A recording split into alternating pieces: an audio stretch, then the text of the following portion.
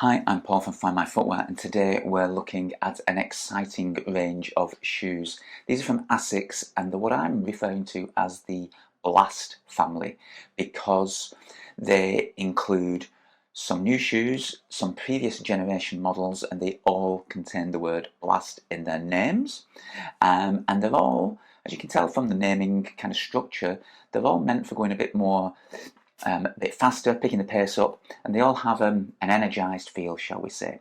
So let's dive straight in, first of all, with the Novablast 5.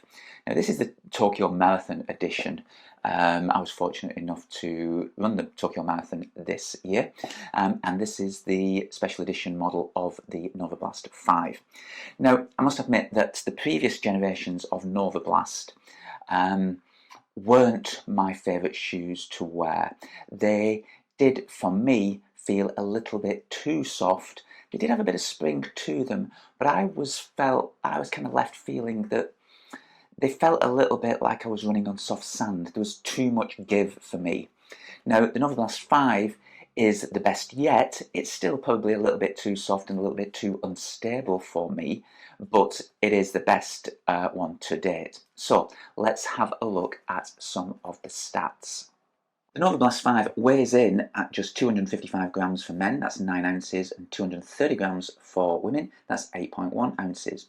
It's got a 41.5mm stack of the FF Blast Max foam in the heel, dropping to 33.5mm in the forefoot. That's an 8mm drop. So the FF Blast Max, it's a springy foam, and I guess it's kind of the most usable fast foam that ASICS have right now, and it's used in more training type models. The Novablast, even from the first generation model, did gain a lot of attention and a lot of fans, and a lot of people kind of loved every generation of it. Like I say, it is a soft neutral model. It has got quite a broad base, but for me, the convex or the concave nature on the medial side, and indeed the lateral side, you see here, just kind of concaves in a little bit. That does, and I see a lot of people wearing Novablasts on gait analysis, it does make it a little bit unstable. Now, it's not the shoe that's kind of creating overpronators. They're doing that anyway, but if you do roll, then the shoe will kind of go with it. So it's a soft neutral shoe. It is lively. It does have a little bit of bounce, but it's a very light everyday cushion shoe, and it's a shoe that you can wear pretty much for anything. I think it's probably a bit more aimed to your all-round runner, shall we say, someone who goes to the gym a couple of times a week, someone who mixes it up with a little bit of running as well. Then the Novablast is a great option. Just watch it if you need a little bit of support, but we'll come on to something that might be more suitable in a moment. So that's the Novablast 5, very snazzy Tokyo edition colourway. The next shoe is the ASICS Superblast 2. Now, there's another shoe where with the Superblast 1, for some reason, I just found it very difficult to get on with. It's quite a bulky shoe. There's a lot of cushioning going on. It extends out in the heel here, kind of quite a broad base. And in the first generation model, I kept going back to it time and time again. I was reading and hearing from a lot of friends and colleagues that they loved the shoe, but for me it just wasn't clicking. That seemed to change totally with the Superblast 2. Super light, super cushioned, and I think the cushioning that they're using now made all the difference. So let's have a look at some of the stats. The Superblast 2 uses a combination of the FF Blast foam and the FF Turbo Plus foam. It's 45mm stack in the heel, 37 in the forefoot, and it's an 8mm drop. Again, a very light shoe, 249 grams, 8.8 ounces, and it's a unisex model as well. So I think the kind of magic formula with the second generation is the combination of the two foams. You've got the softer layer under the foot, bottom layer slightly firmer, adds a little bit of stability, and when you put a bond, a seam, and join different foams up, that layer of glue or adhesive, if you like, does create a little bit of stability in the shoe, so it does feel very stable, much more so than the Novablast. And for me, as you can see from these, I I've done quite a bit in them. It's a great model. I kind of really enjoy running in this shoe. It works well on easy runs and on long tempo runs just the same. And I must admit, when I put it on for easy runs, I usually end up picking up the pace. Such is the kind of the responsive nature and lightweight that it provides. The upper is a little bit thinner, it's a little bit lighter than in the Novablast. It's a kind of single layer mesh construction. If you have got very slim feet, I'd just about get away with it. You do get a little bit of bunching, so watch out for that. But otherwise, I tend to wear just a thicker sock with it and it fits absolutely fine. But otherwise, absolutely great. A little bit less cushioning around the ankle collar in this model, again, because it's lighter than the Novablast, which is very plush, but otherwise it does all the jobs that it needs to do in a super light, soft, responsive and very cushioned package. That's the Superblast 2.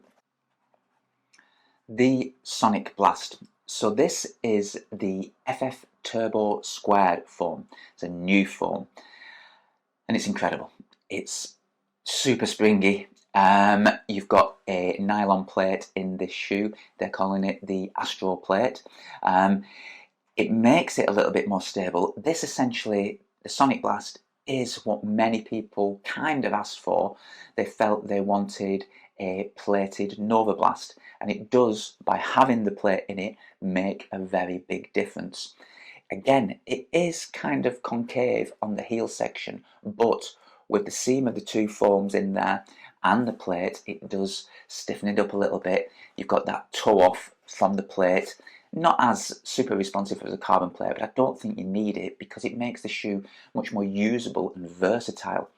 It's just incredibly responsive, it's light, it feels fast. Again, they've shaved some of the weight with more minimalist, yet again, ankle collar padding, single layer tongue, and a very breathable mesh upper. I'll give you some of the stats.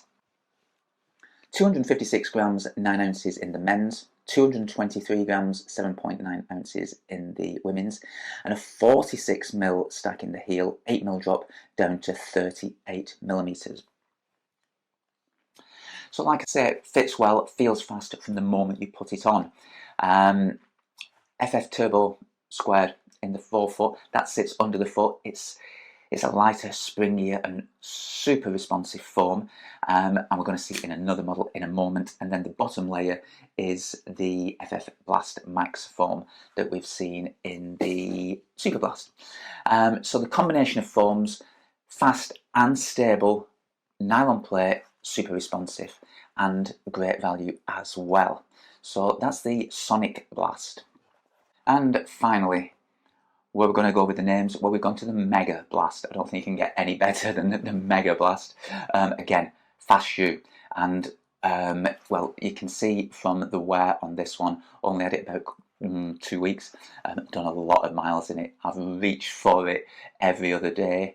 It just energizes any run. Steady paced, easy runs. It feels soft and super springy. Faster runs, I did a 16-mile tempo at the weekend in it, and again, it just energized every stride. I was running 7-minute miling without much effort, to be honest, half a minute a mile quicker than the previous week when I was wearing a Kayano. So it just feels fast. Rocker shape to it, the FF Turbo Squared foam, just a super deep stack of it, and a single layer, incredibly lightweight upper. Let's have a look at some of the stats. The lightest of the Blast shoes at 223 grams and just 7.8 ounces. It's a unisex model again, and you've got 48mm in the heel, 37 in the forefoot for an 8mm drop. And it really is all about that FF Turbo Squared foam.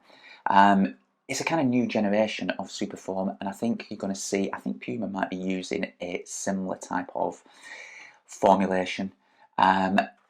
It feels super durable and springy, but in a very balanced way. The shoe's got a nice structure to it. It doesn't feel unstable at all, like the Novablast. It doesn't have the concave shaping to it. It is a little bit broader in the footprint, but I don't think that alone is enough to make it more stable. I think it's just the nature of the material. It seems to absorb the impacts and pop away, just immediately. There's an instant feedback to it, and it feels incredible. Like I said, the lightest of the range, single layer mesh, very minimalist, going towards the kind of upper that we see on a lot of the ASICS racing shoes, single layer, just a gentle bit of padding in there. But there we are, the Megablast from ASICS. So I'm sure you're going to have lots of questions on these. They are an incredible range of shoes. They are all out and available now. If you have any questions, stick them in the comments below and I will always endeavour to answer them. But once again, thanks for watching Find My Footwear.